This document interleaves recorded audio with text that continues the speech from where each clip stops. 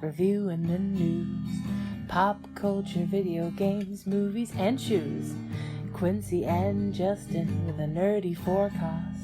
So stay a while and welcome to the Ugly Mugs Podcast. Welcome to the Ugly Mugs Podcast. I'm your host, Justin.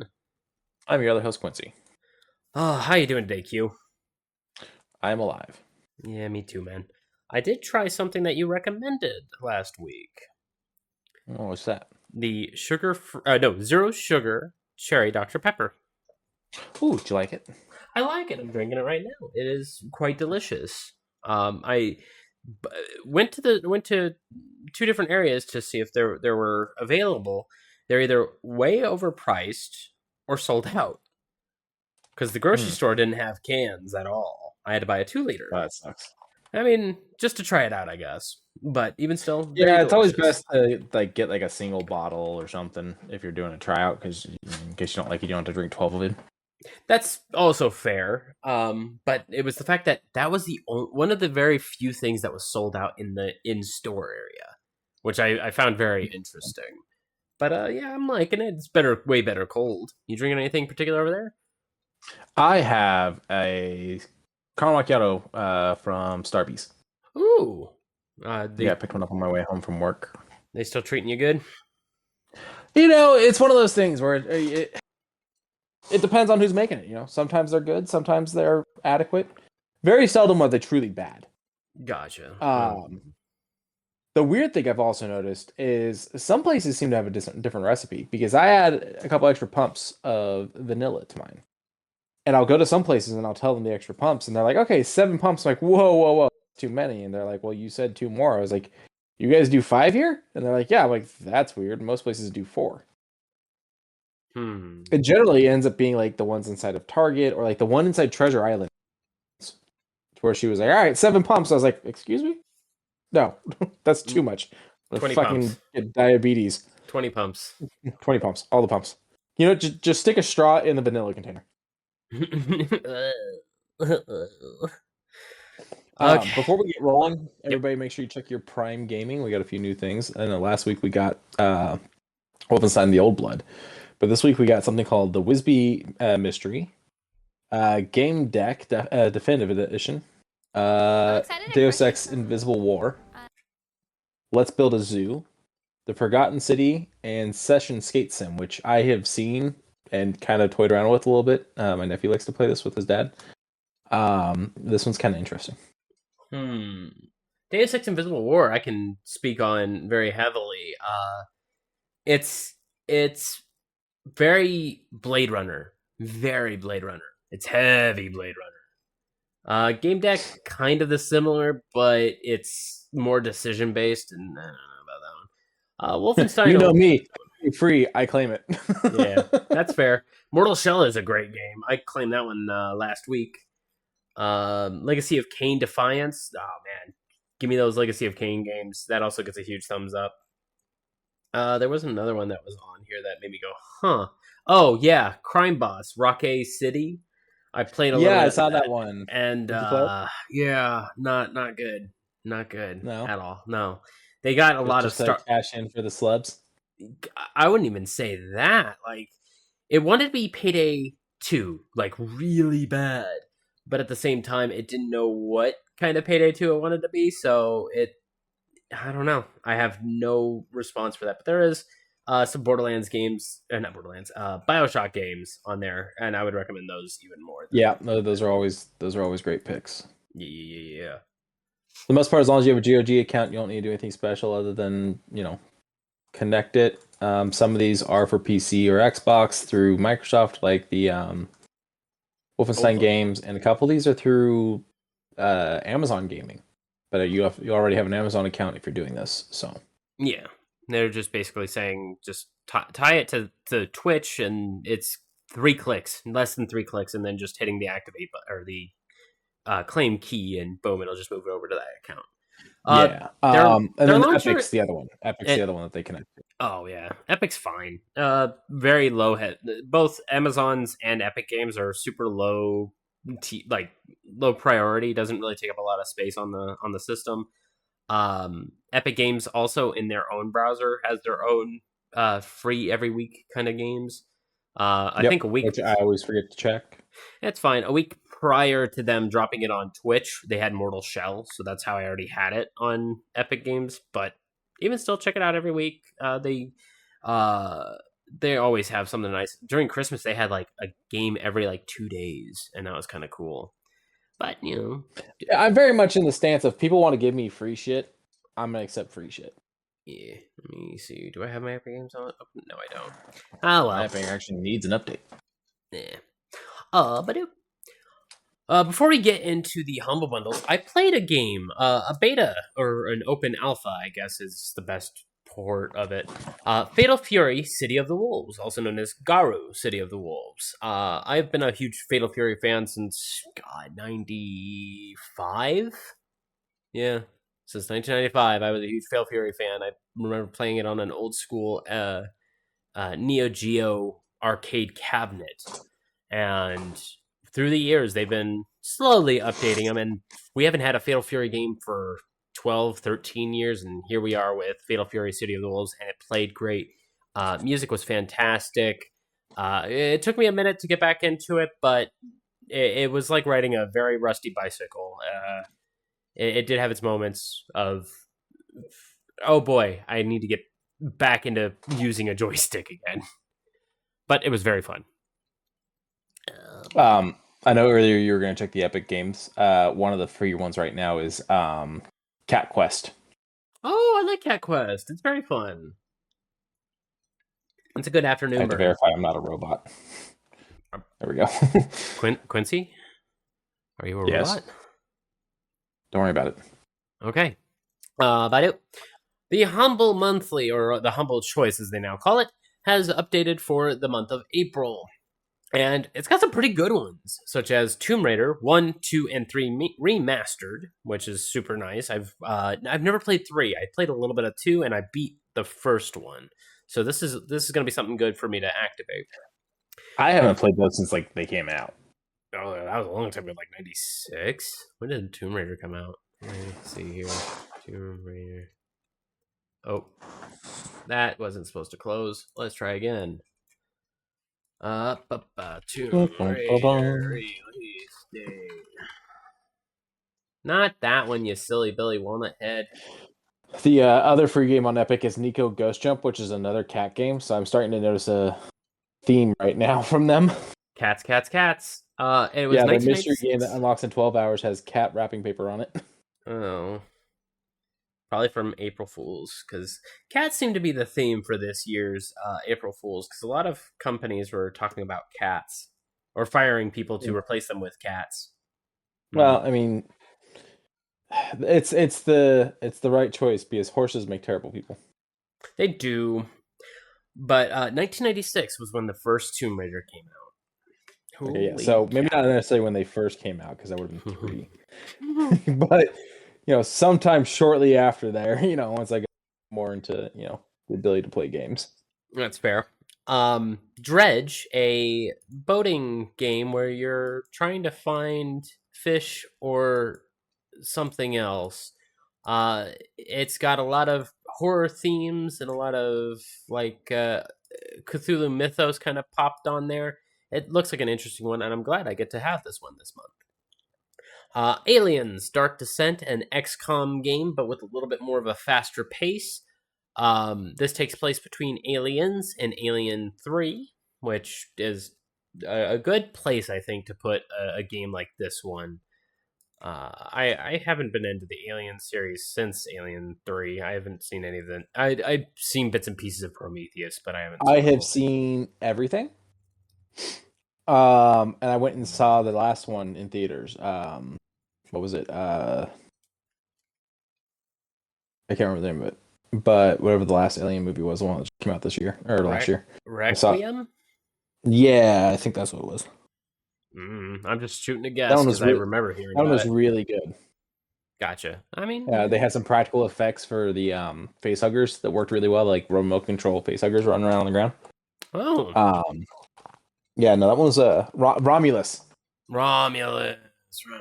Yeah. So, I suggest, sit down and watch the full franchise at some point. You know, people have their grime issues with Prometheus. Prometheus did have some wonky moments, but I don't hate it. I really enjoyed Covenant, and I end up absolutely loving Romulus. Now you got me saying Requiem. Requiem for a Dream.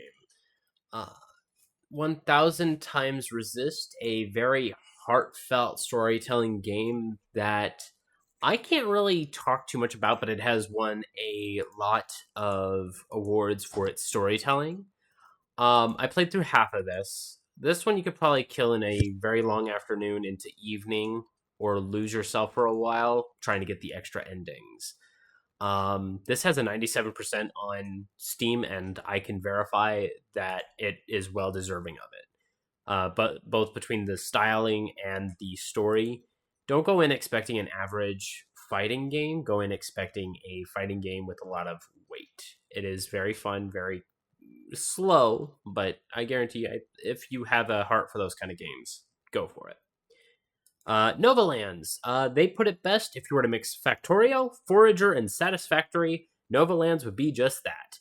Automation seems to be on the forefront of their creation, while also having mild tower defense, farming, and trading with weird aliens that crash land, and you basically do some bartering. I might activate this one and give it a shot because I've been looking for something to have more automation and begin to build farms that can self-sustain themselves. Alex gave me shit now that he's playing. Was it Satisfactory? Mm-hmm. He's like, you didn't tell me about the spiders. I'm like, dude, did you actually think I ever played the game? No, I told you that was a Justin game. Yeah, that's I thought you would like it. yeah. I don't warn nobody about nothing. Plus, it has a fucking arachnophobia thing in the settings. Sometimes those are worse. I mean, this one's not that bad. Have you seen the one for Grounded? The Tournament of Cats, right? No, they just slowly remove body parts from them until they're a floating peanut. That is a bit weird.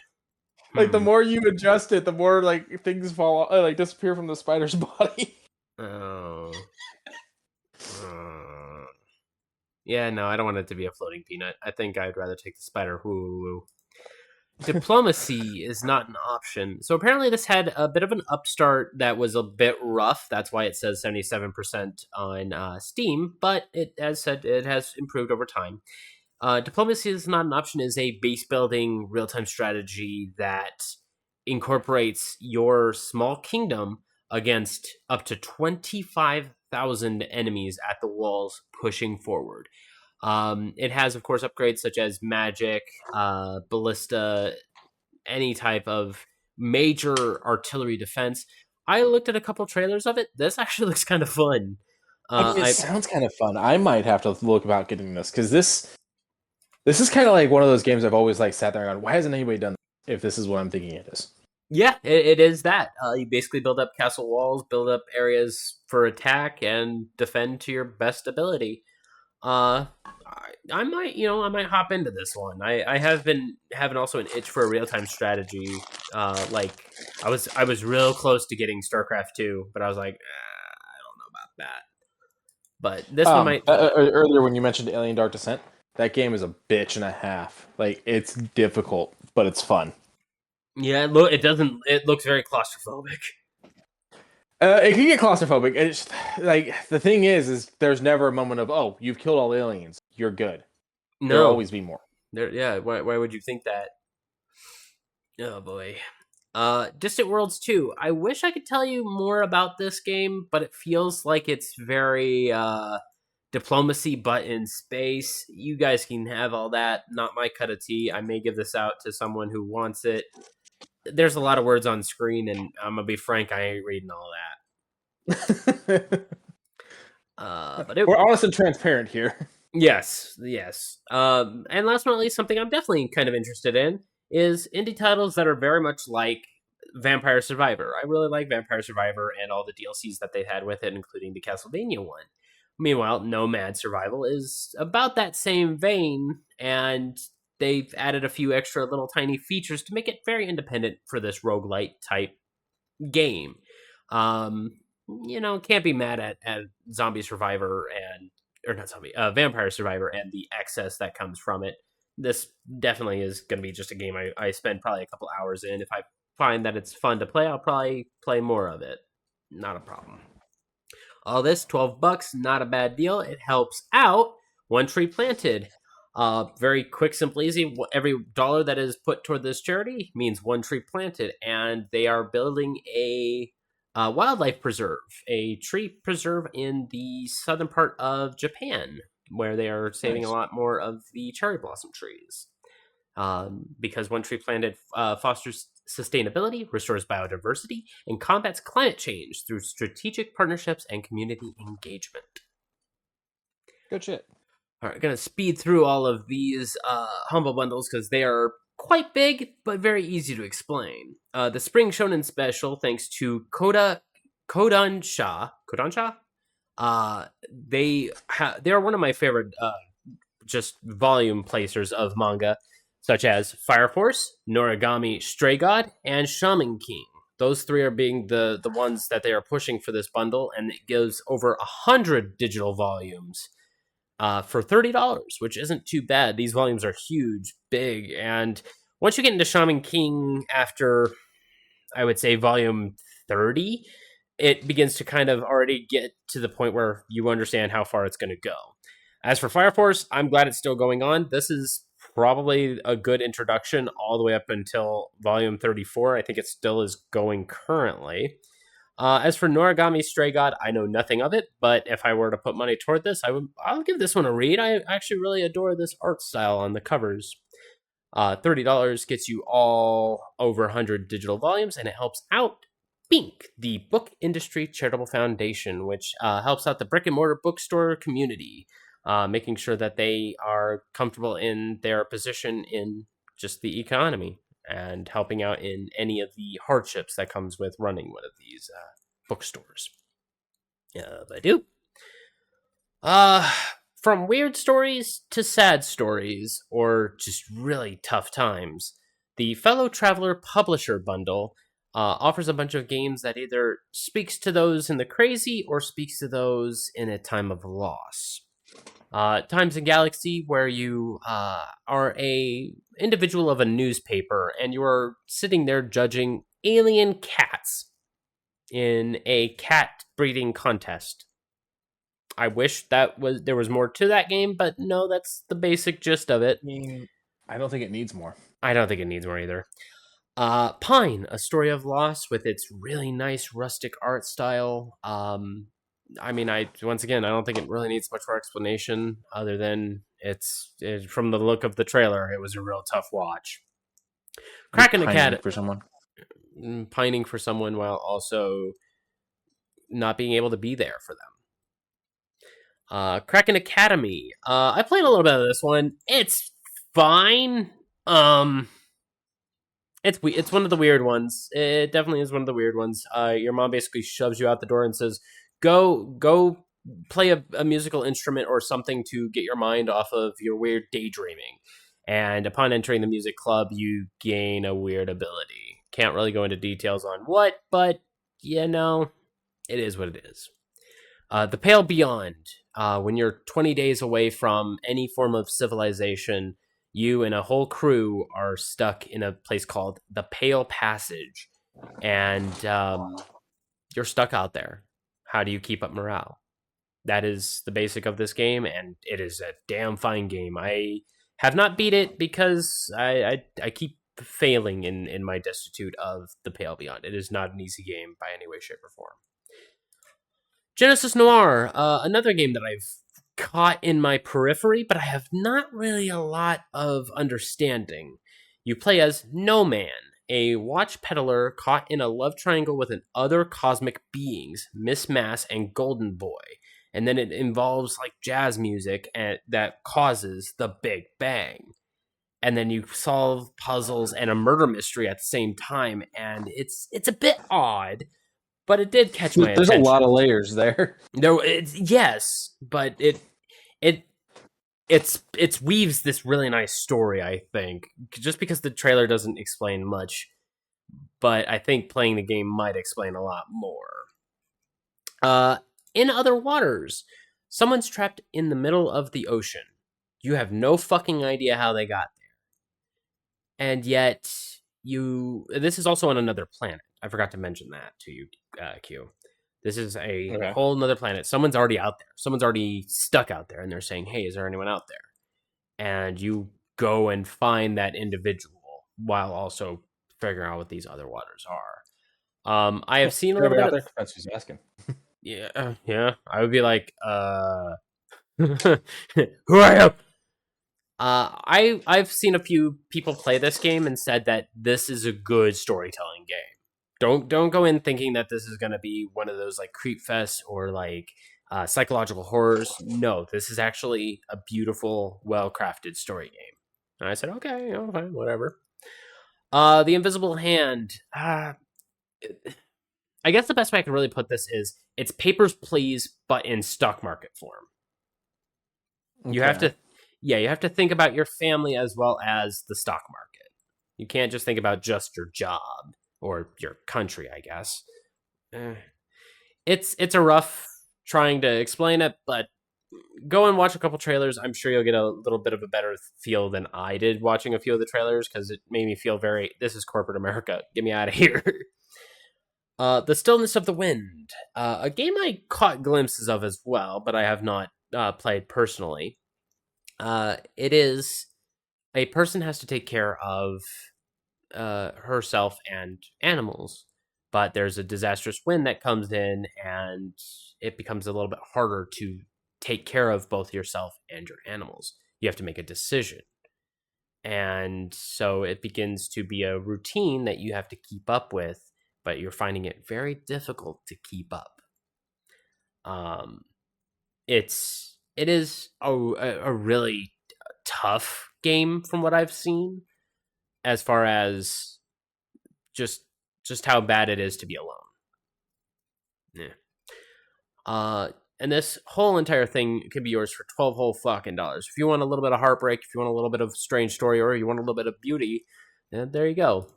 Doctors Without Borders is the one that this helps out with, which is get medical attention all across the whole entire world. They have helped out with the hurricanes in Florida as well as the fires in California. These guys definitely have had a lot of help here in the United States, and this one would be just a good charity to help out with. Oh boy, I forgot to breathe. Last one, I promise. That's kind of one of those required things. Yeah, I know, right? All right, last one, but this one I'm going to go super quick because this one's quick, simple, easy. The Best of Boomer Shooters 4, bada bing, bada boom. Just a lot of really good first-person shooters such as Serious Sam, Forgive Me Father 2, the Necromunda Hired Gun from the 40K series, Graven, Deadlink, and Power Slave exhumed thanks to fucking Night Dive. Night Dive Studio helped this one out. However, going up to the top, I forgot to mention Turbo Overkill, which is probably one of the best throwback games, and it's brought to us by Apogee Entertainment, the pinnacle of entertainment. These guys made this game from a really cruddy engine, brought it over into, I think, Unreal Engine 3, and then said, we'll ship it with a little bit of extra stuff. It is, you get a chainsaw leg, and you just go. You get a gun, go. Just do what you need to do. You get upgrades for all of your guns. Keep going. It is fast. It is fun. There's vehicle segments in this game. I love it to death. $16 gets you this whole entire thing, and it helps out two really good charities, such as the Global Food Banking Network, which gets food all across the world, as well as building sustainable ecosystems to continue to grow those foods, and Cool Effect, which helps reduce the carbon pollution that causes climate change. Yippee! Yippee! I don't want to be disappointed by this one, but good news, it's the only disappointing story I think I have up until the Crocs. This is probably the most disappointing story I've got for today.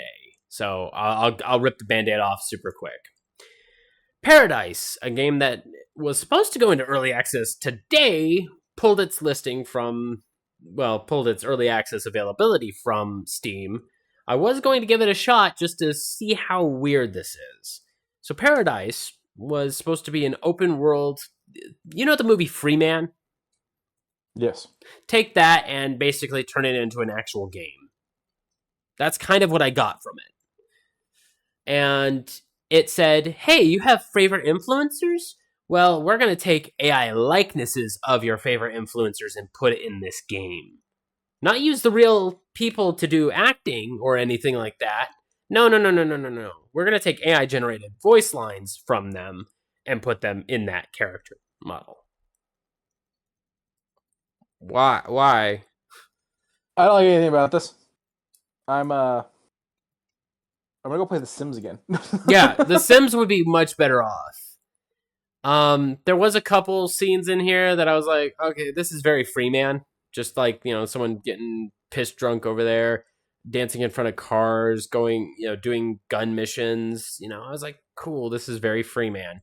Being able to talk to almost every NPC where they all have jobs that they can do. And I'm like, so what's stopping me from just going into the bank and blowing it all up? Like, it's a weird one. It is a very weird one. I do like its aesthetics to a small point. The other tiny issue I was having was, bam, right over here, this billboard says D's Donuts, and that got a thumbs up from me. But that was it. That was the only thing that I liked out of this entire trailer. Everything else felt parts of this looks really good. Mm. Like, at face value, parts of this look really good. But when you really get down to it and you start looking at it and you listen to AI fucking, we're using influencers, think, nah, that's what I'm checking out. That's really what's killing it. Yeah. Because this looks pretty. It looks fine. The run animation looked fine. Being able to talk to a person who's like, yeah, I just worked down at that bistro down the way. I'm like, cool, what are you doing out of your shop, NPC? It's a living world. Yeah, it's supposed to be a living world. But I said I was going to try it before I got in, but alas, here we are with me unable to get into the playtest. Yeah. Hopefully in the near future I'll be able to check it out, but it very much scares me because in the menu itself it says play game Paradise AI Club, where you can talk to Eva, a individual where you can have a conversation with someone or ask questions about Paradise, a marketplace where you are able to buy in-game stuff, influencers, which kind of scares me a little bit, and of course settings to change all your stuff. Cool. Wait, I don't they know. named the AI Eva? Yeah. Isn't that already an AI? I don't know. I'm pretty sure that's already an AI. I don't know if this is the same company. Well, there's a person, there's a YouTube called Jetro, that is exposing Paradise, the GTA 6 scam that's fooling everyone. So, yeah, go and check out that video if you happen to want something that's probably speaking a lot more cleaner than what this is. This dropped 6 months ago. This trailer was the same one that I saw yesterday, where it was like, "Hey, we're releasing early access, free to play. Just accept the fucking play test." And I was like, "Okay, sure, fine." There is nothing you can do to me because I'm going to be using my throwaway email. I do not want any of my information on this, but I'm not even able to get that far because they're already let me in. I just wish it was an April Fool's joke and call it over with, but alas, it's still on the Steam page, so take that with There weren't very many good April Fool's jokes this year. No, but the one that actually caused me to go, official cat operator recruitment was Delta Force, the free-to-play game, made a pretty cheesy Photoshop animation all about cats being a part of their new combat system and involving night combat and other individual pieces. They said that there was some seriousness to their trailer, that there is going to be a nighttime map coming soon, so be prepared for that one in the near future. Yeah, I wish they had shown a little bit of their nighttime combat, just so that way it could have been an actual trailer. But I'm happy that the April Fool's jokes were April Fool's jokes. Something that wasn't an April Fool's joke that people are telling me to buy, the weed growing drug mixing simulator, Schedule 1. It just dropped into early access as of 5 days ago, and I have never been asked to play a game with someone more than Schedule 1. I don't think this is for me, guys. To be able to grow your own weed, sell it, use it, float for a while, go binge drinking in a fucking casino, and then try and rob a bank. That sounds like a good idea in a game form, but we already had that with Saints Row 2, so I'm all right. It feels very Rick and Morty. It does look very Rick and Morty. But there is a scaling, because I keep seeing this on my TikTok feed. There's a lot of bits and bobs that keep pushing this game, and a lot of influencers or people just wanting to stream this game. They keep throwing this one in there, and I'm like, oh boy, that's a big ask for people to buy a drug selling game in 2025. And then I look over and I look at the Steam sales, and I'm like, oh, you guys are actually buying this game. Oh, this is actually a popular game. It's only $20, but I mean, hey, if you want to make some drugs, add gasoline, add coca to it, add whatever to it, by all means, just leave me out of it.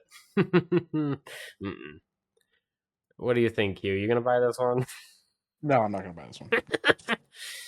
What about this one? Pal World, more than just pals. No, I'm not gonna buy this one. This one, everyone said, "Yo, this is an April Fool's joke," because it was announced yesterday, and yeah, nobody's looking at this one correctly. It does not look very nice. Oh god, let's mute that music. You can pet just all of the no. We're gonna go on to the next one. I mean, the next one's even crazier, because the next one, you want to date your fan, the fan that is blowing in your room right now. Why? People are developing these games. So Fantina, the standing fan that oscillates in your living or gym room, I guess, is one of the things you can date in a game we've talked about before called Date Everything. You can date everything between the barbells that are behind Fantina all the way to the treadmill across the room, who gets easily jealous that you're not running on her. I don't get it. I don't want to get it. I don't think I'm going to get it. Miss me with it, but it's just the fact that this keeps getting more characters and more development time. Of course it does. Well, the internet is full of very lonely people. The only major, I don't want to say downside, but the only reason why I would get this game, Fantina is being voiced by Mika Burton. And I was like, fuck, you're getting big names to... Who else is in this game? Actually, hang on, I'm going to go find out right now.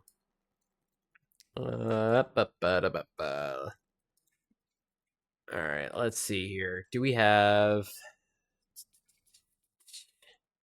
characters? Is there anything in the characters bit? Behind the voice actors. Here we go.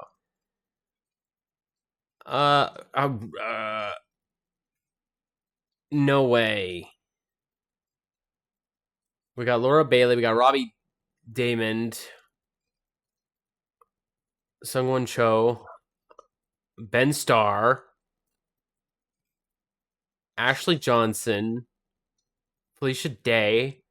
We got all the fucking nerds up in here. Steve Blum. Stop. Which one is this in? Date Everything. Yeah. Cool. Deborah Wilson. Holy shit. Troy Baker is the grill, by the way. Nick Wolfhard. Matt Mercer is playing a fucking D&D dice. Of course he is. And then Fantina, voiced by Mika Burton. There's a fucking sink. You can date the sink. Everything and. I mean, anyways, Bob, let's get to the meat of this table. The Nintendo Switch 2 had a very particular opening announcement, but only a week ago, less than a week ago, we had a Nintendo Direct. So we got 2 fucking huge announcements from Nintendo.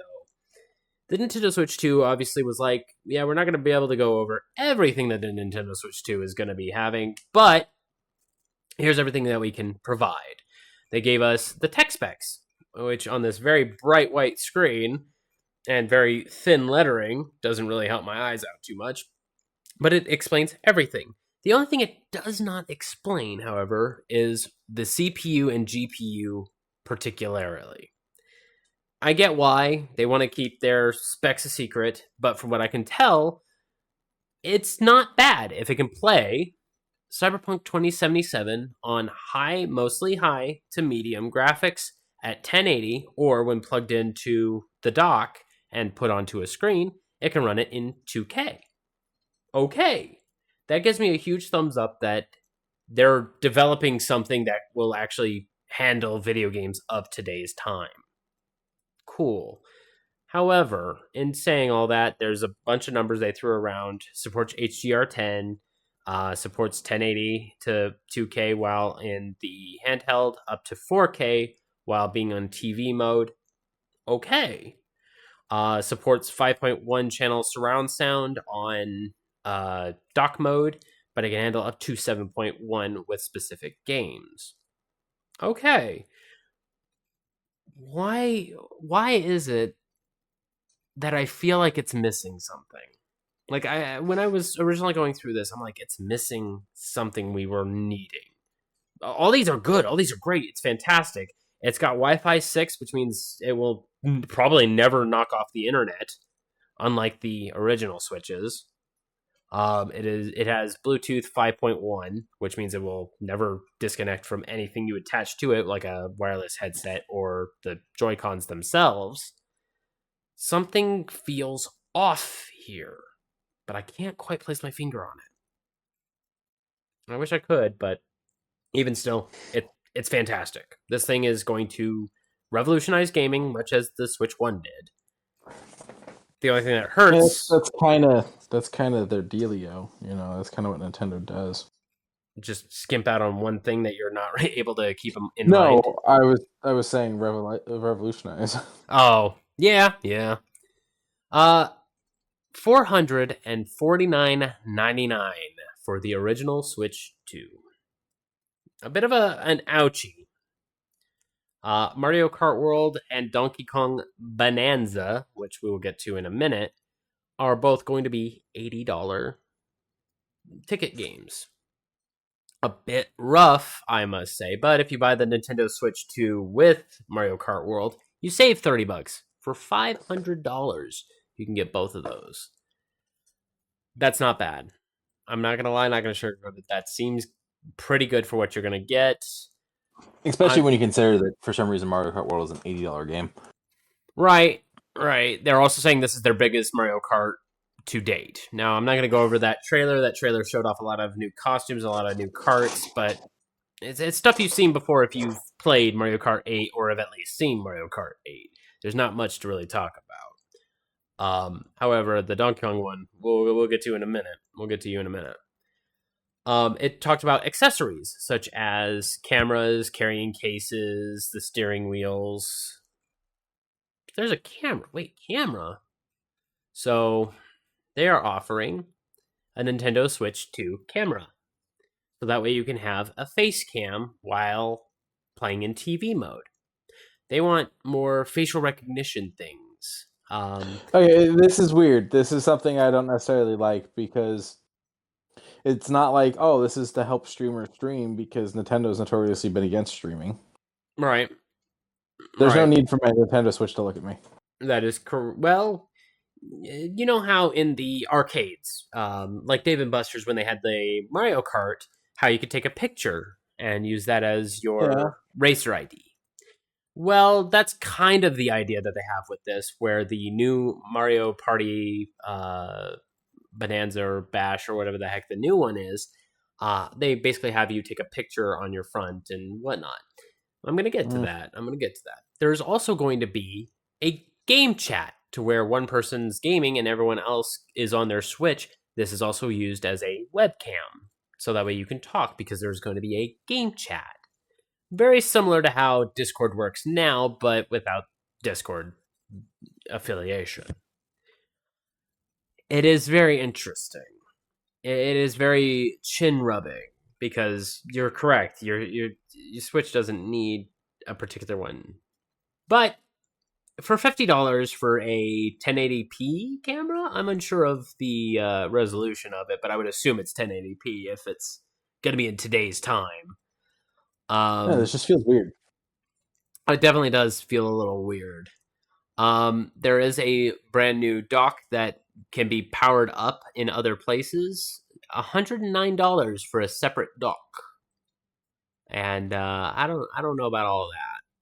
$35 for a toughness case.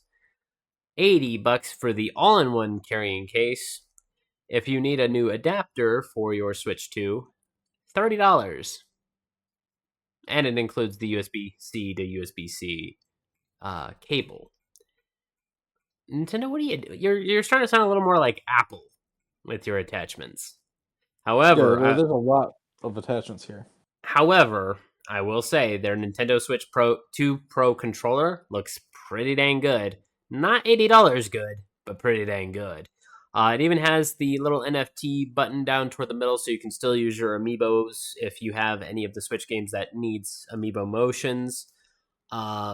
It has a C button that allows you to go to the game chat a little bit more quicker and easier. It gets a pass, but at the same time, $80 just seems a little heavy. But it's time to talk about the games that was announced during these two Nintendo Directs. Badoop. I said badoop. Toby, you waited this long, and I'm glad that Nintendo saw how good your game was. So, Deltarune, a very good game. I love it. It's a fantastic game. Played part 1 and 2 fully, and then all of a sudden they were like, hey, 3 and 4 going to be dropped same day that the Nintendo Switch 2 is. And I said, oh, shit. That's an announcement. That's a major announcement. And we're getting a little bit of a trailer and a little bit of gameplay, kind of. Not the precise gameplay that was from Deltarune Chapter 1 and 2, but a fun time. I'm there for it.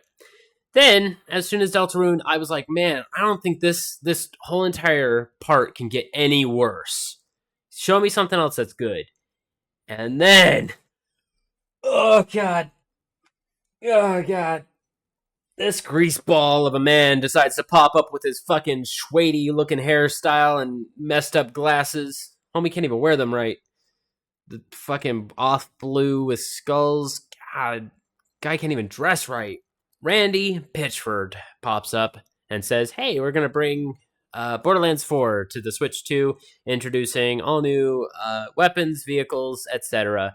Enjoy. And I was like, cool, thanks. You know, the trailer would have gone way better without him. Then I kind of grabbed a drink about this point, and when I came back, I was like, Fraxis, that's Civilization. And I was like, oh, Civ 7 is going to be on there because the Switch 2 is going to have mouse mode. And then they were like, yeah, you can be able to do a little bit more building and so on and so forth for your major cities and be able to do better buildings and even terraform if you're wanting to make it look better. And I was like, okay, sure, fine. It gets a mild thumbs up. I never was a fan of Civ. I would always get salty before I start losing. Good shit. Good, big thumbs up. And then the guys from 2K said WWE 2K and NBA 2K are going to be rolling over to the Switch 2. Cool. I mean, lately WWE 2K and NBA 2K both have been pretty hot successes.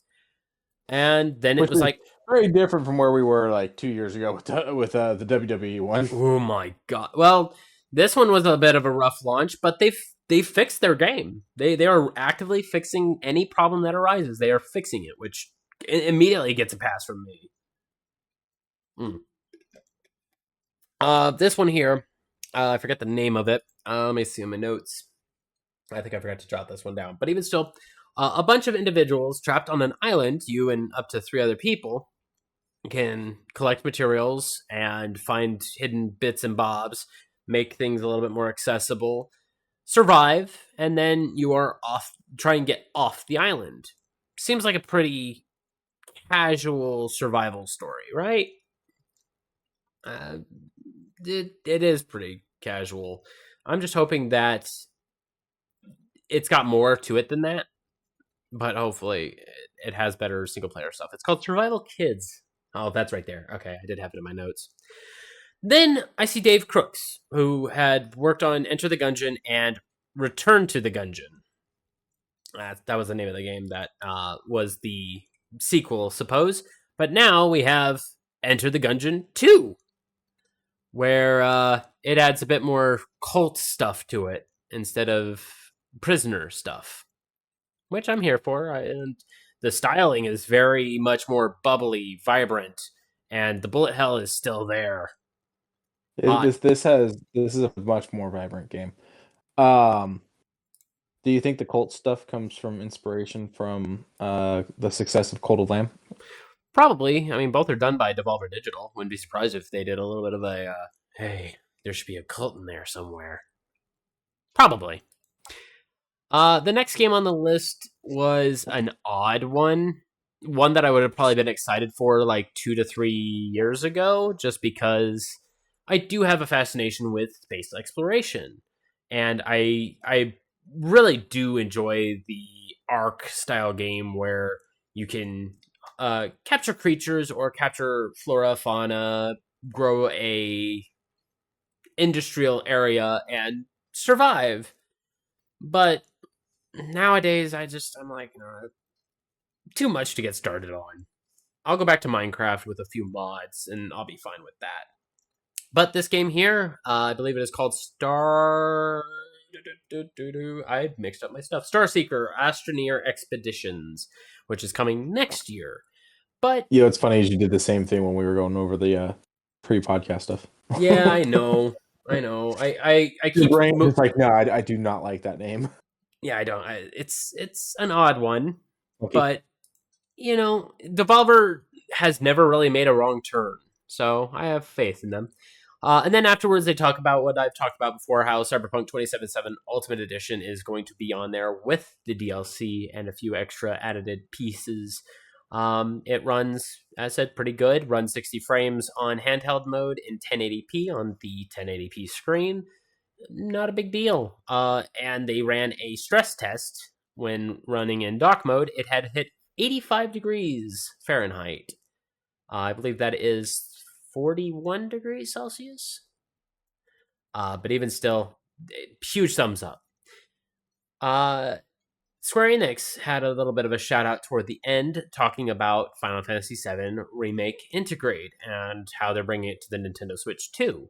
And I said, okay, so if this gets a lot of hype, I can see Square Enix probably throwing more of the Final Fantasy VII stuff into the Nintendo Switch 2. If this is played on the Nintendo Switch 2 hardware and it's showing that, I'm down for that. Whoop, almost gave a little bit of a spoiler of what's coming up.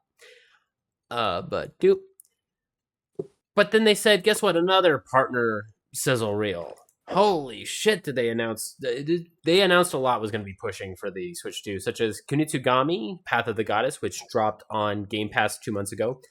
Then this son of a bitch decides to pop on Hollow Knight Silk Song. I know you're happy. I'm slightly happy, but still very disappointed that it took 9 years after. What was it? 2016.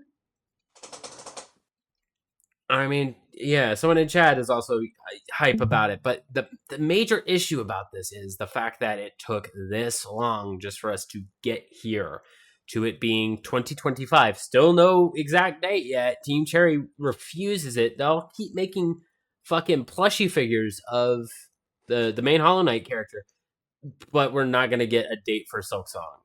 That's all I'm going to say about it. Still looks good. It's from the original trailer. Fine. Story of Seasons gets the Nintendo Switch 2 edition August 27th. You can play the original Story of Seasons Grand Bazaar on the regular Switch. It's if you like Harvest Moon. Goodnight Universe, where you play as a child with psychic abilities, brought to us by Skybound Games. 2 Point Museum, brought to us, of course, by Sega, and they seem to be really cashing in on the 2 Point games. Yeah, it seems to be doing very well. Yeah, I'm very proud of them for continuously pushing the 2 Point stuff. Wild Hearts, one of my games of 2022 that I remember beating and actually having a lot of fun with. Witchbrook, which I will get to that in a minute, looks very fun. You and up to 3 players can go and do witch stuff. I'm still going to go on that in a minute. Puyo Puyo Tetris 2S, for those who like either Puyo Pop or Tetris. You get to choose what kind of game you get to play and try and dominate against your opponents. Rune Factory. I have been out of Rune Factory for a while. Marvel Cosmic Invasion, which I'll talk about in another minute. And then before the cut to show the console, they showed Star Wars Outlaws, thanks to Ubisoft. Not a game I would really try and promote right now, considering they, let me see, they have a, let's go see here. Let's go see what their Metacritic looks like from both people and players. Oh, boy. So, from the critics, it's a 75. From the player ratings, with just under 3,000, is a 5.4. And looking at some of the critic reviews, some of them feels a little dismissive of it being a Star Wars game, just to make it a higher. That sounds about right. Yeah, they're like, if you're here for like any Star Wars references, this is not the game for you. And I'm like, well, that's kind of why people are here. So I guess if you're not interested in the Star Wars story, but here for a Star Wars universe, sure, I guess. But even then, when you go back, the thing is, like, not everything can be Skywalker stuff. Give me other shit in the universe. I want other shit in the universe. I was very hyped for this game. Then I heard parts of it were broken. Yeah. And that just made me sit there and go, I can't pay full price for it. So it's on my wish list. When it goes on a sale, I'll grab it. Yeah. And I mean like a sale, not, $5 off. I mean like a sale. A sale. I mean, if you go back to like Jedi Academy, where you're playing as, what's his name? I forget his name, but he basically was the one who snatched the plans for the Death Star the first time before Rogue One, I think. But he was the one who basically said there is a weakness here. There is an issue with the Death Star that we can exploit. And he was probably way better than any other Jedi I can put on the table, because he Which wasn't. Which one are you referring to again? I forget his name. What's he in? He's in the first one he is in. Actually, let's do a Google. He is in Star Wars. Fucking God. It's the first-person shooter from the Star Wars trilogy. I keep forgetting. Dark Forces. Forces character. I have that for my 64 still. Kyle Katarn. Yeah, Kyle Katarn, yeah. Okay. So Kyle Katarn basically doesn't start off as a Jedi, but as soon as Jedi Academy rolls around, then he becomes filled with the midichlorians and has to go and save his girlfriend? His pilot. And then he gets kind of crumped by a Sith Lord and then goes, okay, well, I am a Jedi. I'm going to learn how to be a Jedi type thing. And does all that stuff. But Kyle Katarn is just probably the tops for me. Like, who is your favorite tops in the entire Star Wars universe?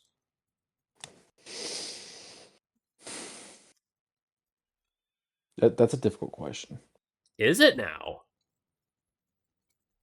Yeah, it's there's a lot of the problems we have. I partially blame Yoda and then therefore Luke because he was trained by Yoda on. Obi-Wan's great, but again, he's flawed. And probably fucking R2D2. That's fair. He did nothing wrong. Throughout the whole thing, he did nothing wrong. He saved C-3PO multiple times while C-3PO did nothing but complain. Yeah. Like, Luke's flaws, they really play through in the newer stuff. Mm-hmm. And they're very much created by the fact that he was trained by Yoda. Because Yoda had a flaw view of the Force and whatnot. And I partially blame Yoda for Darth Vader. Oh, I blame Yoda and Mace for Darth Vader. Well, was it a smart idea to not make Anakin a part of the actual council? Yes or no? There's so much more to it than not granting him the title. Okay. But part of it, the thing that I really say, and this is the thing where I sit there and go, okay, yeah, Yoda fucked up, and this is why he turns dark. This is why Anakin turns dark, and then Yoda turns around and he teaches Luke the same shit, and we see Luke do it. And something I almost spoiled for you because you haven't watched. And then we also see it come in the sequel trilogy. Okay.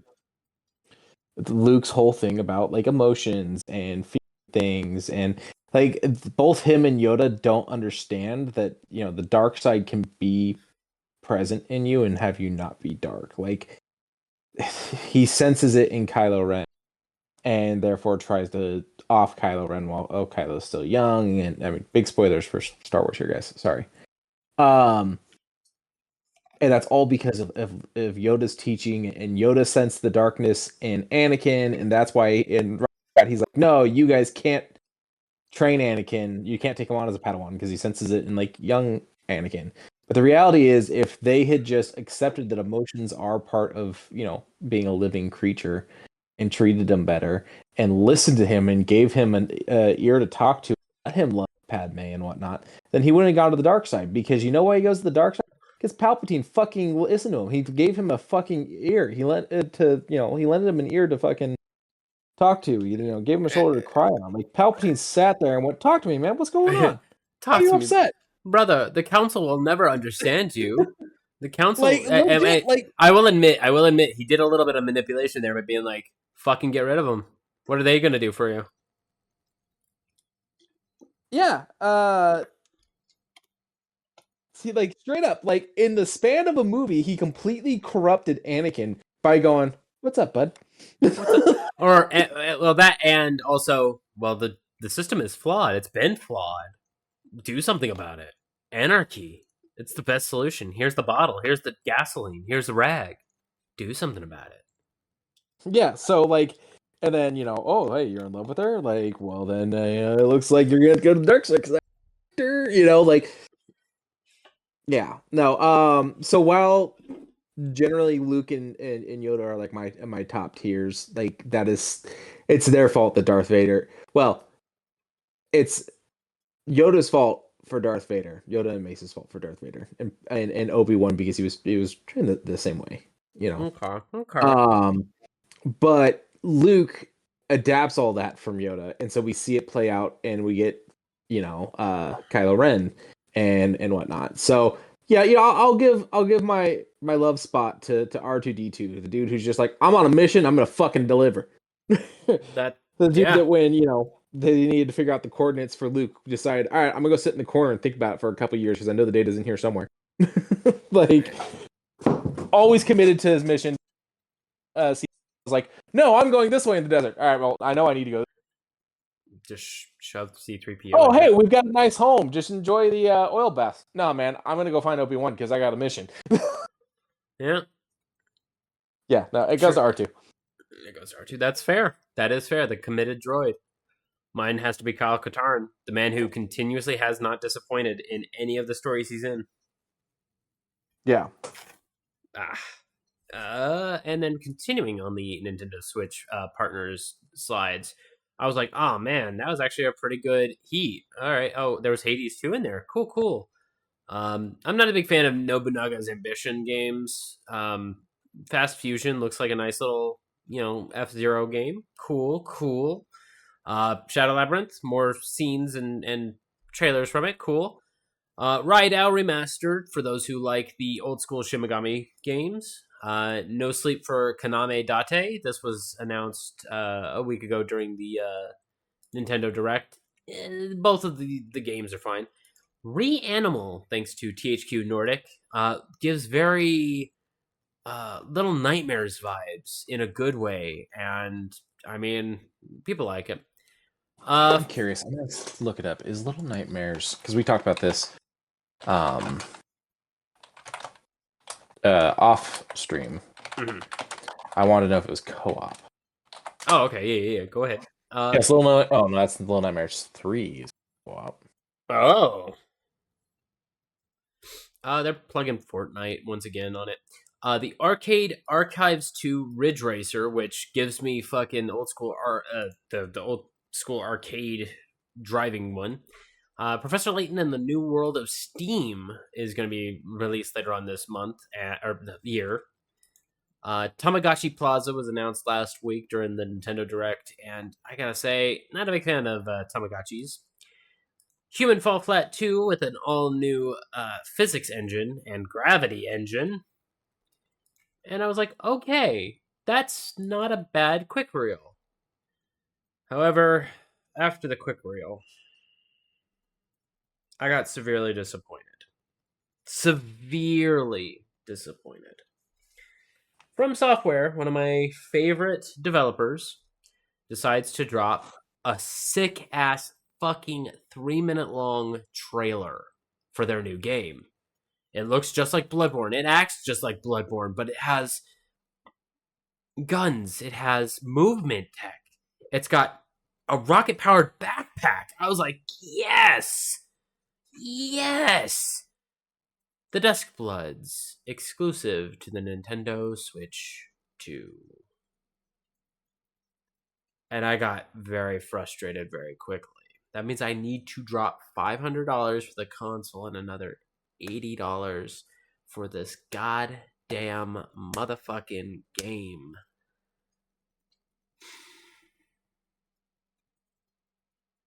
I'm so frustrated. I am beyond frustrated at From Software to make this an exclusive. Where else was it gonna be?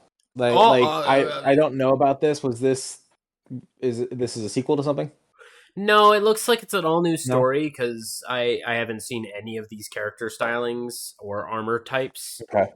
The Steam guy has a fucking rocket powered backpack never seen before. It does give me Night Rain visionaries, but Night Rain's on everything. This moon thing, I have no fucking clue. It has like small hints and touches to Bloodborne, but doesn't quite feel that way. Being able to feed on your enemies and being able to take essence from them is a nice idea. There's you. It's a new feeling from FromSoft. Being able to summon your homies in live time, obviously cool shit. Being able to double jump while also shooting a machine gun, cool shit. I want this game, but I'm afraid I'm gonna have to buy a Switch 2, and that sucks.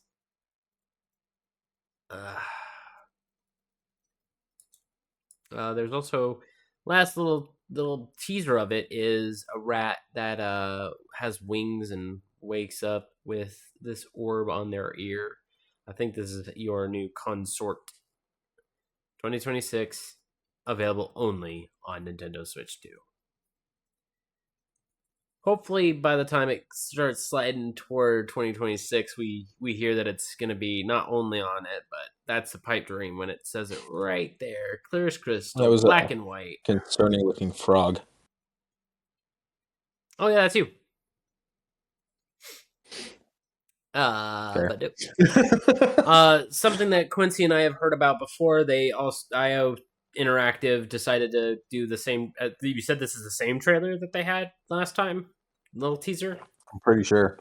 For Project 007. I think I need a refresh because I think I'm like way behind on the stream compared to you. Gotcha. It's just a bullet being loaded into a chamber, and then they ba-dum, Ba-da-bum. correct.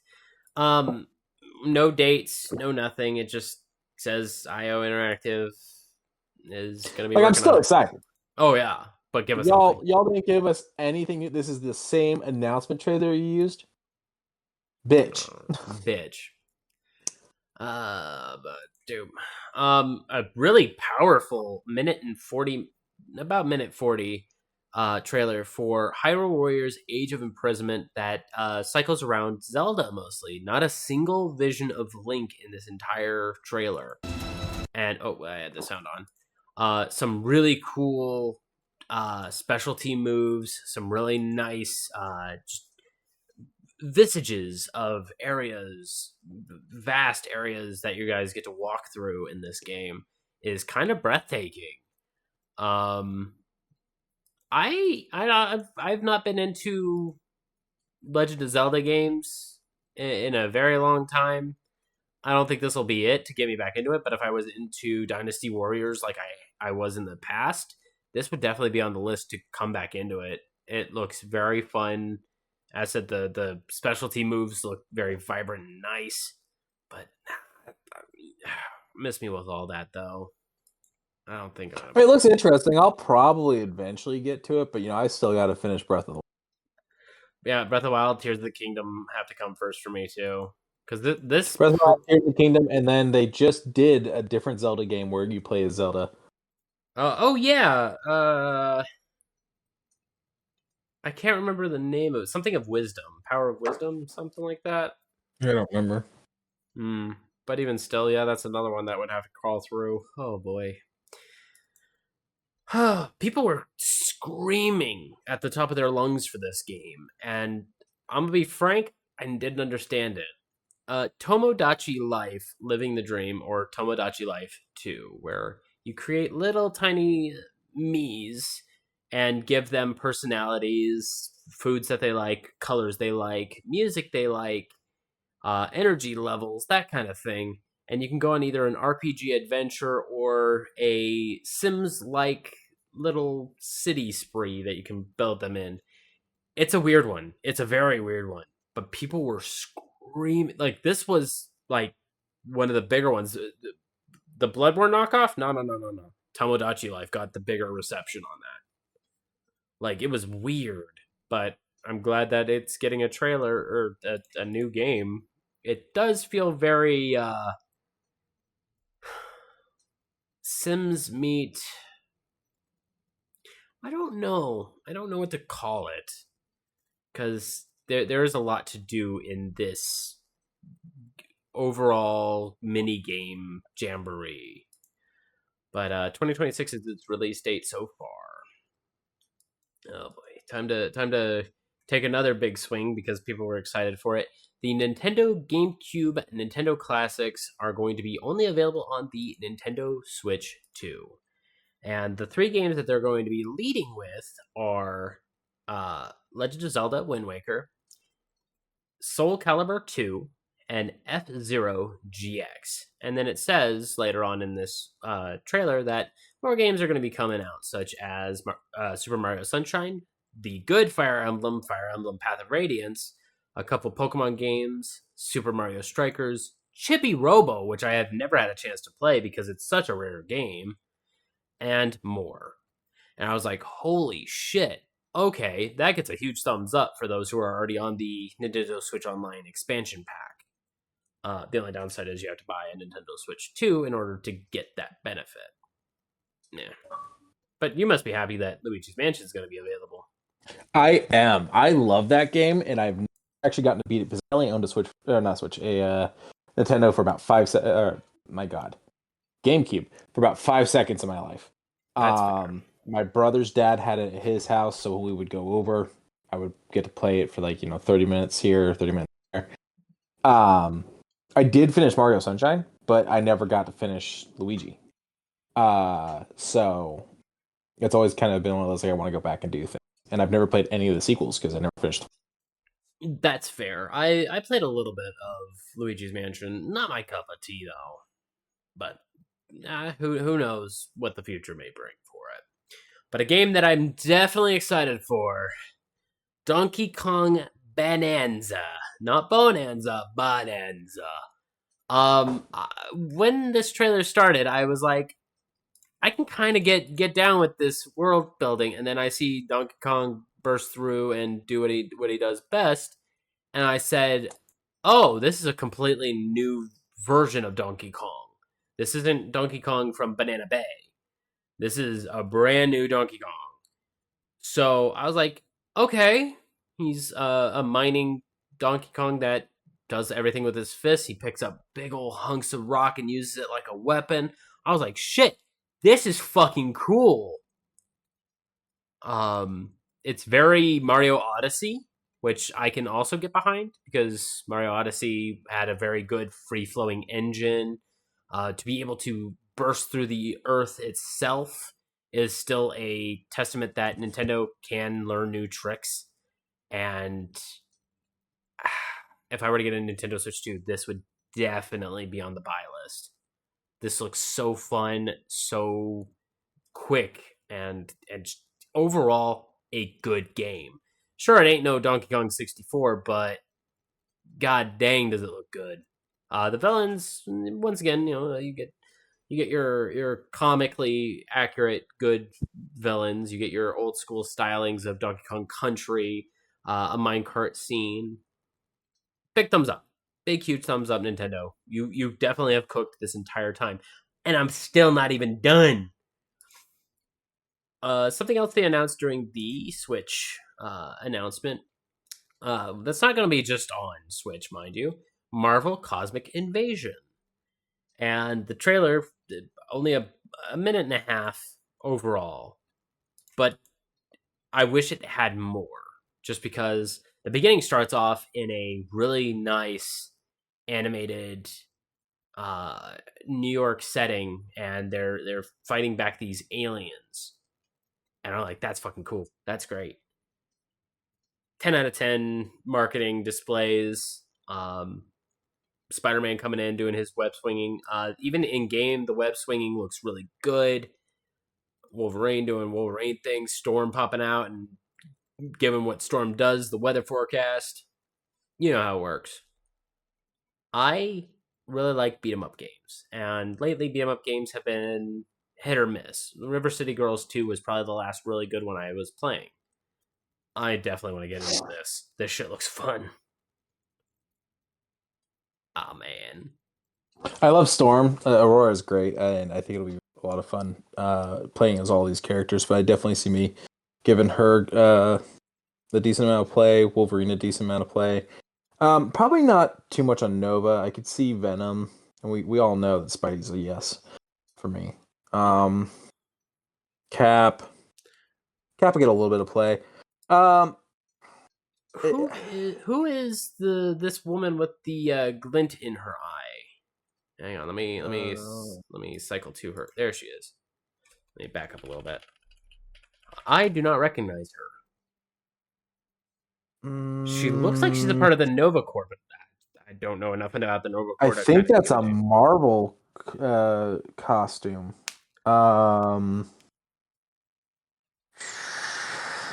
Like Oh, here we go. Nova, Spider-Man, Wolverine, Phyla Vel, Captain America. I was just doing a search on her too. Okay, Go but ahead. I don't know who the fuck Phyla-Vell even is, but okay, I was right. She's Phyla-Vell is the genetically engineered daughter of the original Captain Marvel. She has superhuman Oh. strength, speed, agility, reflexes, and cosmic awareness. In the comics, she is a member of the Guardians of the Galaxy. She can manipulate cosmic energy. Phyla-Vell is also known as Quasar in the comics. So yeah, she's Marvel's daughter. Hmm. Marvel being the original Captain Marvel that died from cancer. Hmm. Happy to see that Venom looks really original in this. I'm Yeah. happy that he gets his blah blah blah. No, this looks fun. I'm very excited. But dude. Rift to the Necrodancer, a game I've been kind of interested in, but me and rhythm games haven't been getting along lately. This definitely makes me want to climb back in. With the Nintendo Direct, they dropped a Celeste music pack along with hints for future DLCs such as Rhythm Heaven, Pizza Tower, and let me grab the Super Meat Boy, which I was like, okay, Super Meat Boy got some good music, and I wouldn't mind doing a beat style game with it. Um, they are pushing a lot of newer DLCs for it. I am curious to know what other DLCs they'll be pushing, because if it's going to be the B sides for Celeste and Pizza Tower, I could see a lot of really good indie games with a lot of music getting a lot of push in Rift of the Necrodancer. What about you, Q? Do you like rhythm games? No, I'm fucking terrible at them. Oh, okie dokie. I'm god awful. I've tried so many times. I'm god awful. I could do a little bit of Rock Band on the guitar, Mm. but like, was it Helsinger or whatever it was? Not Helsinger. Was that what Uh, it was? yeah, Helsinger, the metal one. Yeah, I basically just had to button mash because I could not do it. Oh, yeah. Doing on point gun shooting is a bit weird, but this one I might climb back into. We'll see. We'll see. I've got a lot of games to still go through now, and that said, I've been popping back into Minecraft for crying out loud. But dude, Uh, finally, we get a little bit of the actual gameplay of Witchbrook, and this was at last week's Nintendo Direct, and it showcases a lot of the specialty areas, such as the broom shop that has a bike stall that holds the brooms. It has some coffee shops, some eateries, some outdoor places that you can help prepare for your social aspect to go up a little bit more. Fireplaces that go out actively, places behind walls that you're allowed to sneak around with, so you could still cause mischief. And you can learn witchcraft, wizardry, almost get run over by a car, which would have been actually kind of rad to see. Deliver things for flower shops, or just go and hang out at a donut shop. Because you and three friends can play this game co op. So all of you can either go to class or skip class altogether. I I'm actually here for this kind of game. This is done by Chucklefish, who has done a bunch of other games such as Starbound and I can't remember the other games that they've done. But even still, Chucklefish knows how to really put together fine Class A games, and Witchbrook seems to be on that list. Uh, what about you, Q? You think you might be getting this when it comes out Um, on everything? it's cute. It's fun. I love the art style. I don't know that I would necessarily sink enough hours into it to pay for it. That's fair. So if you were to hit like Game Pass, I'd probably try it. Yeah, Game Pass definitely. I think it's going to be very inexpensive. Chucklefish games, they usually don't charge too much for them, so we'll see in a little bit on how much it's going to be. But I definitely may lean toward getting this game if it's not that expensive. Okay, I'm gonna get this long-winded explanation out. I have a fascination with bartenders that serve up drinks and listen to stories, such as Red Strings Club or the other subsidiary stories like there's a tea one that I can't keep remembering. Coffee Talk. and you listen to the problems and brew things to designate for whoever your patron is, whether it be to help make a decision or break a decision or forget a decision. Meanwhile, Disney Villains Cursed Cafe, a game that dropped that same day during that direct on the 27th of March, kind of gives you that choice, but with Disney villains. I don't think I'm going to get into this one. This feels very mobile game.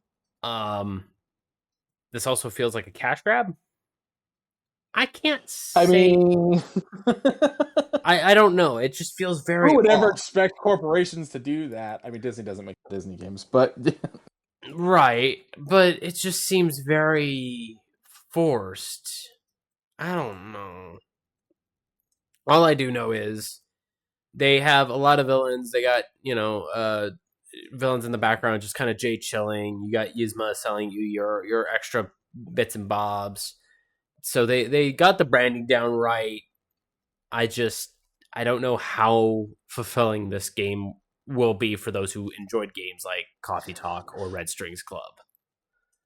yeah, I think that this is a great concept.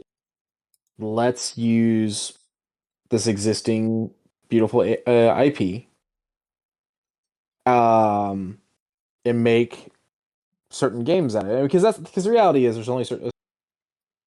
How many games do we refer to roguelike or Metroidvania? Right. It's normal.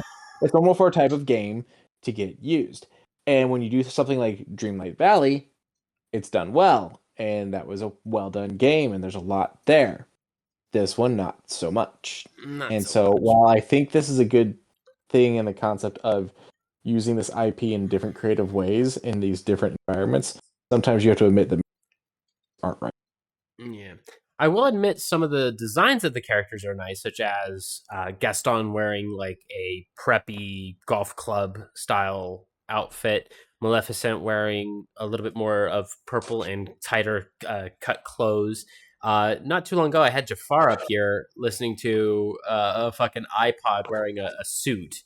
I was like, some of these costumes really relegate a new feeling for these characters. But yeah, I don't know.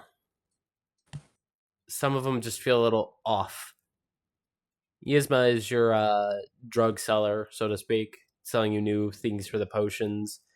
Cruella disappears from the world, etc., etc. If you want to give it a shot, it's available. I don't know.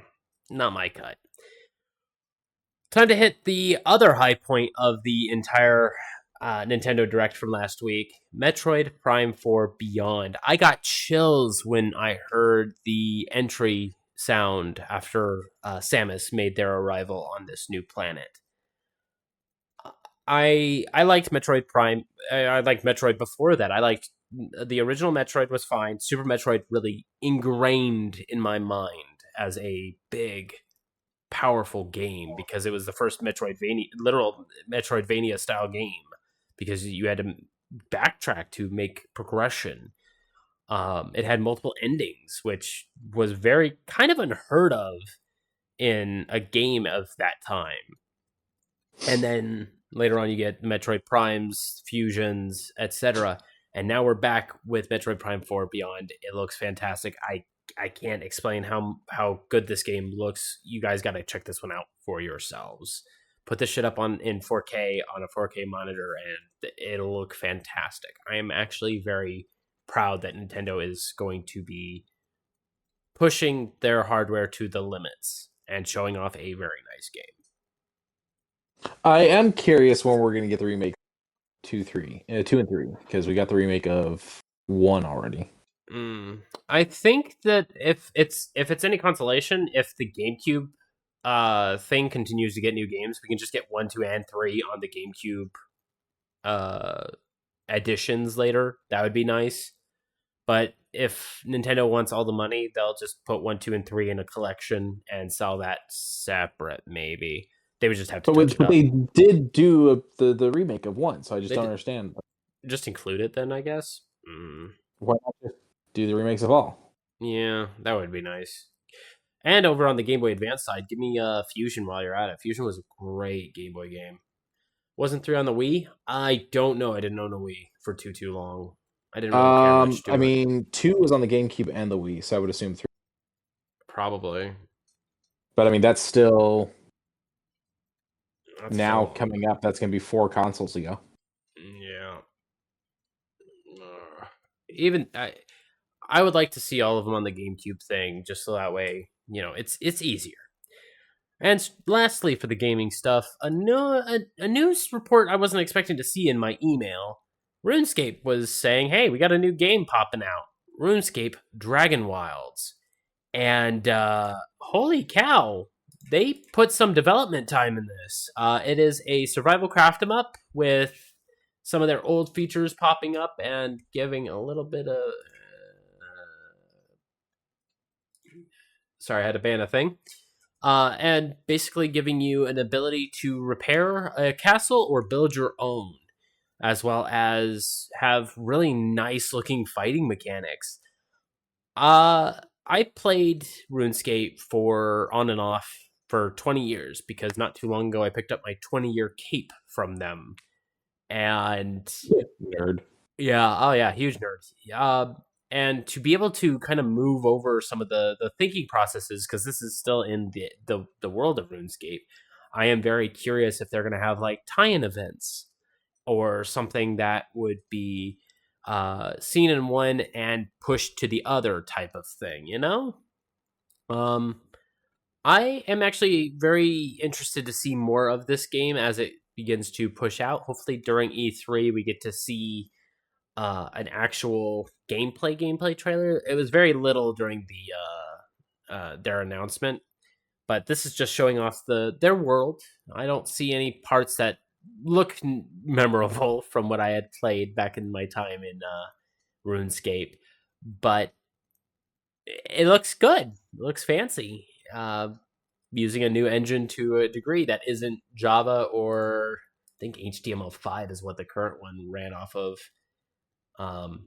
Java, oh boy, Java was a time. I remember us covering when Java officially was done. Yeah. And there was that train station in China that couldn't run anymore. They're still on Java, so someone had to do a Java emulator. Yeah. Poor guys. Let me see here.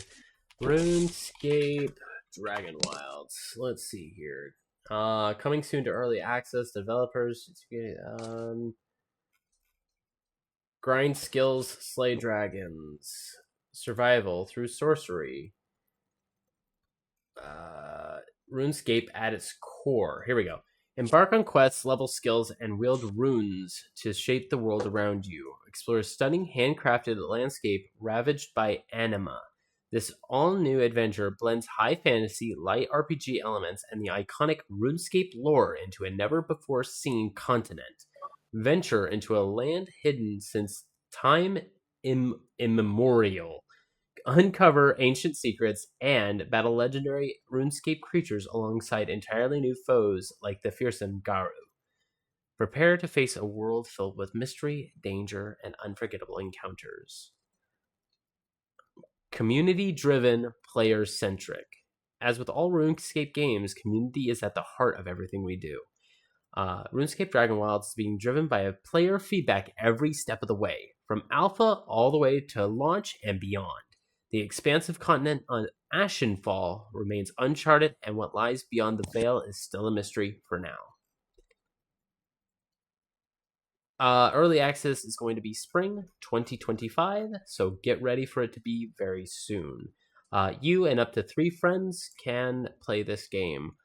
I'm hoping that it's going to be a free-to-play, because this looks very fun. This looks great. The only thing is grinding. I'm not a big fan of that, so hopefully it's an easier grind in the new game than in the real RuneScape. It took me 20 years to get to level 90 smithing. I don't think I want to spend another 20 years trying to do something in this game for 20 years. That was a lot of... I mean, if it's fun, I don't mind it. But that's all the Nintendo news. Holy cow, Nintendo just blew up my We're an expectations. hour and a half in. I'm tired. Okay, then let's speed up. Nintendo. Yeah. No, I get it. I get it. It's a good way to launch a new, because it's one of those things, like one of my fears. You know, like, you want me to spend this money and do what? Yeah. That is fair, and I'm happy that it's going to be launching with a Donkey Kong title. Yeah. They're going smart with Donkey Kong and Mario Kart being like two of their launches. They also hinted at a new Kirby Wild Ride. They also hinted at a few other new little titles, but those were all kind of teasers. They did not show any gameplay and otherwise, but it's in an hour long for both of them. They were each an hour long. Go and watch both of those directs if you want every single thing that was introduced in there, including a way to share your games with other Nintendo Switch consoles. If you have someone on your family plan, you can give it to another person for 14 days before it pops back to your console.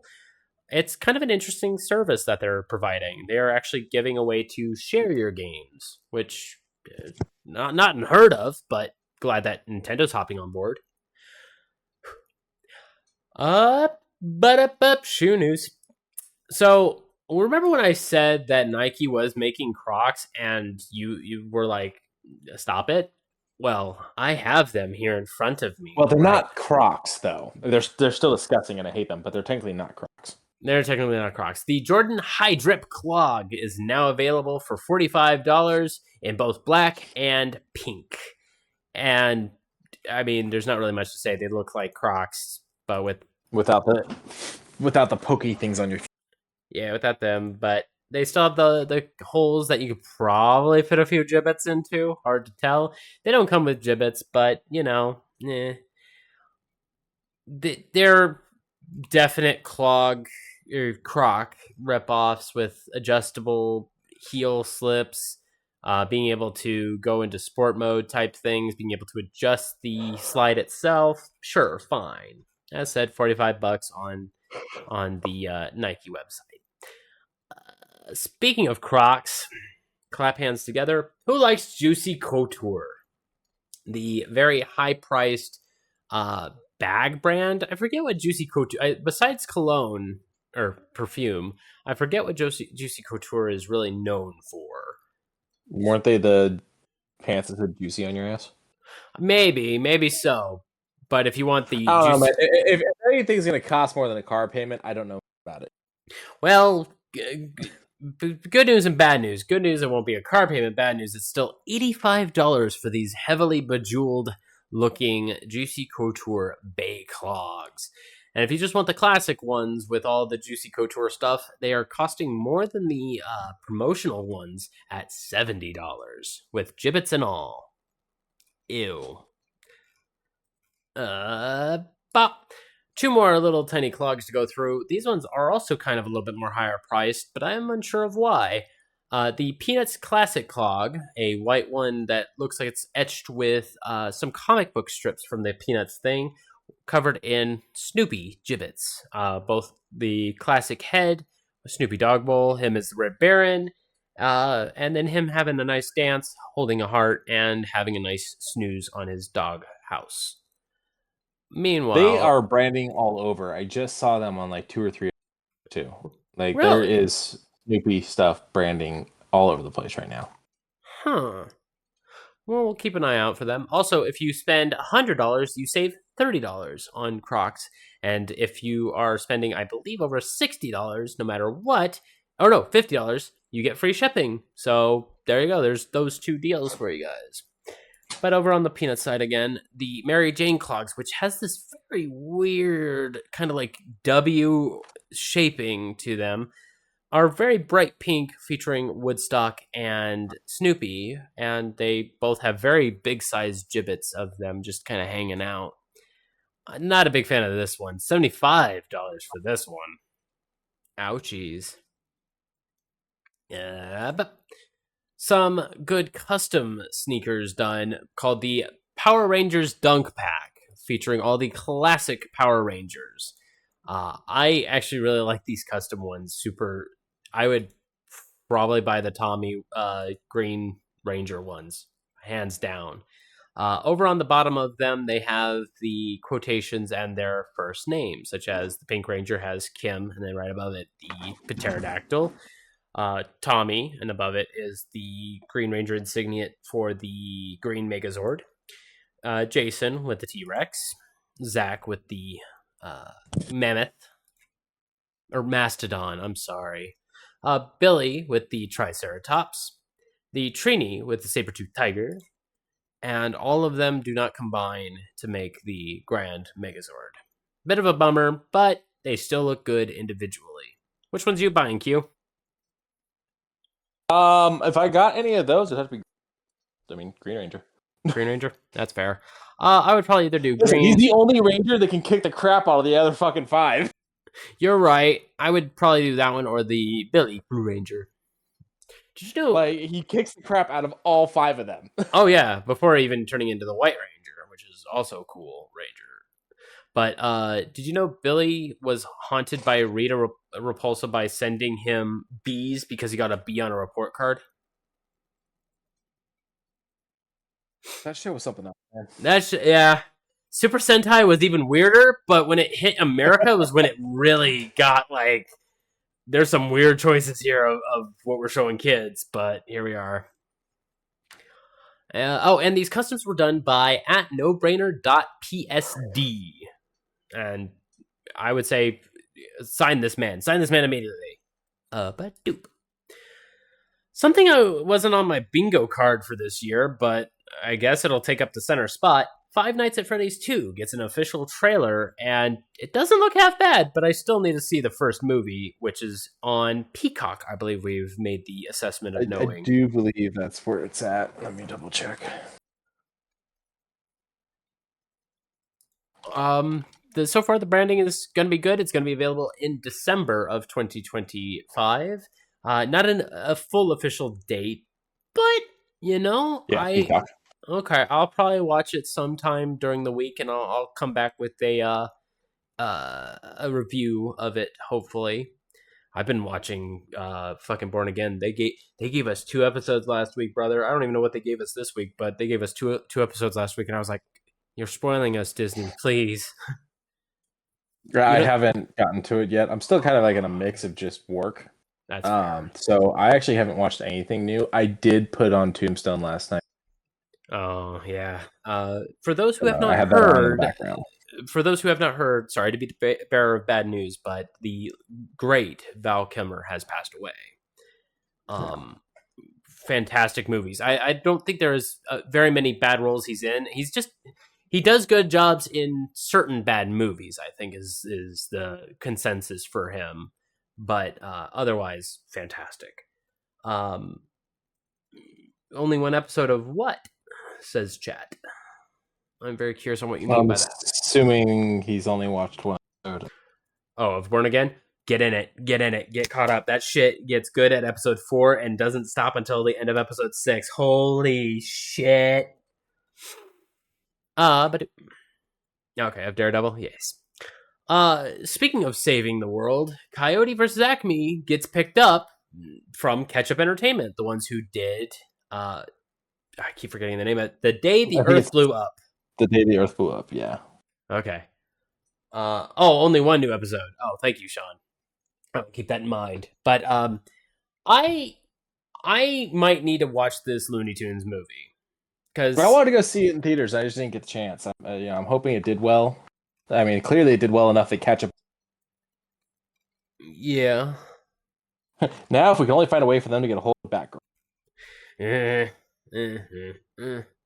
Unsure. I mean, there was also a Wonder Woman project that got canned not too long ago. Yeah, right? But the Wonder Woman movie wasn't finished like Batgirl and Coyote were. Oh.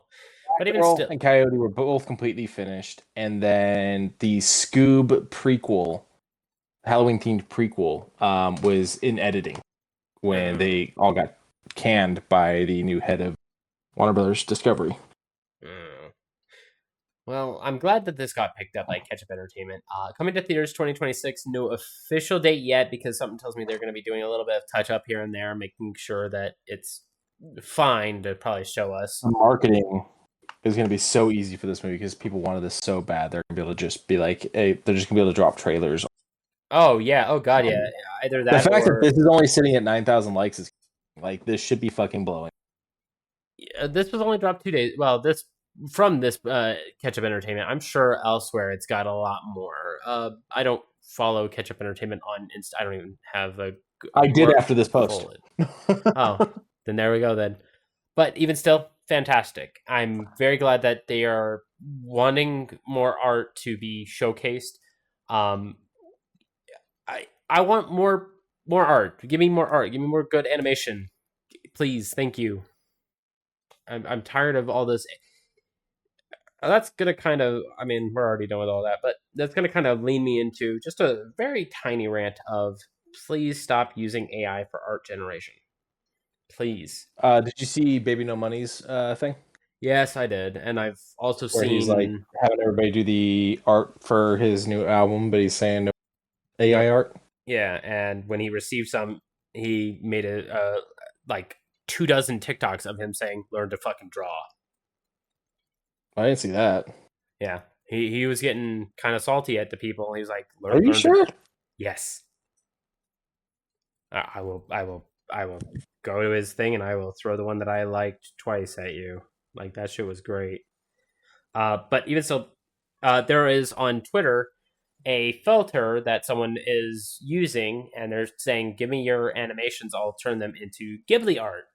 And people are thinking, "Oh, I see what you were making." Real quick, Mm. I misunderstood when you were saying the learn to fucking draw thing. I thought you were saying that he was saying that as a reaction to people's drawings. I was like, that doesn't match up with like everything I've seen about.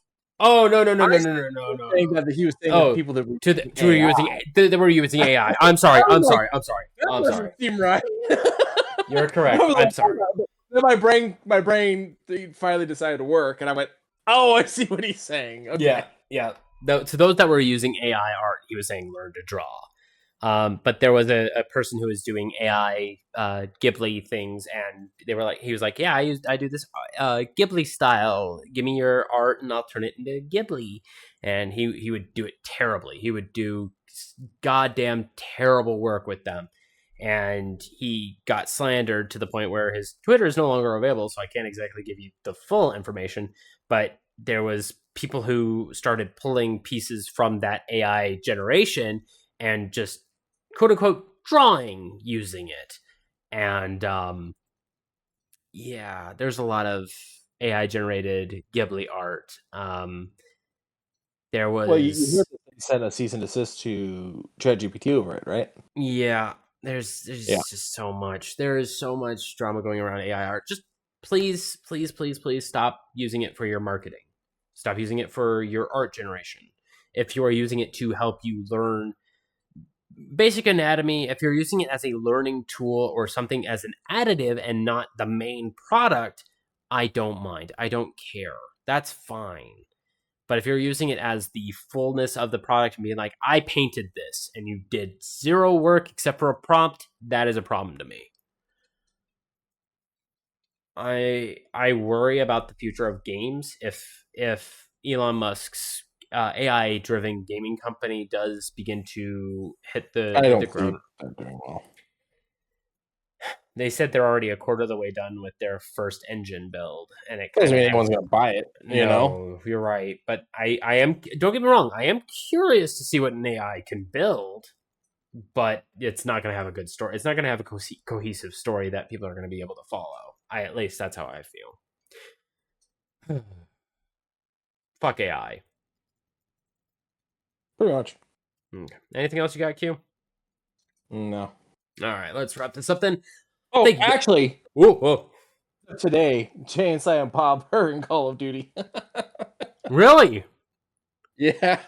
Them, and then also them as Bluntman and Chronic. That's fucking hilarious. That is fucking hilarious. But thank you guys for joining us. I'm going to have to take a look at them in game. Thank you guys for joining us. Remember to like and subscribe where you can. Remember to follow me on my Twitter or my Blue Sky. Remember to follow Quincy on his threads. Remember to head over to Zenny for some very inexpensive glasses. Quincy found some new, low light glasses? No, night clarity for driving at night. Night clarity. That's new to me because I have just the you buy 2 frames, you get free shipping no matter what. So there's at least a deal for Q. And I am technically on Blue Sky, and I did go through and make a Skylight, which is their version of Skylight? TikTok. Yeah, they just launched. It's their version of TikTok. It's more backed, built on Sky. You sign in with your Blue Sky, so it brings your data as all one thing. So if you decide, fuck it, I'm out, you can delete. Oh, okay, cool. So I do have an account on those. I just have not been using them yet. But yeah, so Skylight, it's bare bones right now, but it's essentially a TikTok replacement due to the ban that happens in 4 days. Oh, okay, cool. Other than that, be sure to check out the Humble Bundle for that Boomer Shooter one that I was talking about. Maybe get some comic books and some very inexpensive games. And at the end of days, at the end of weeks, at the end of months, at the end of years, please, for the love of God, love one another. It is definitely getting a little bit harder to do. Bye, everybody. Bye, everyone.